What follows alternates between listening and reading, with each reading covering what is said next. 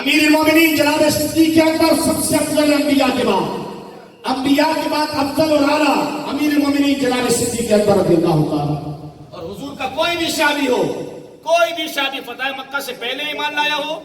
یا فتح مکہ کے بعد، ہم نے اس میں بھی نہیں جانا ہے کہ فتح مکہ کے بعد نہ آئے پہلے نہ آئے. میں نے کہا ایمان تو لے آئے، حضور کو دیکھ لیا، حضور کی صحبت میں آ گئے، الصحابی کا نجوم کا ٹائٹل پا لیا،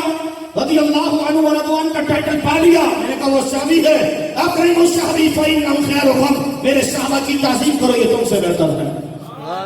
جناب معاویہ رضی اللہ تعالیٰ عنہ یا کوئی بھی صحابی ہو، ہم آج تک کسی کو بھی حدب تنقید کا نشانہ بنانے نہیں دیں گے، کیونکہ حضور کا ہر صحابی عادل ہے، ہر صحابی متقی ہے،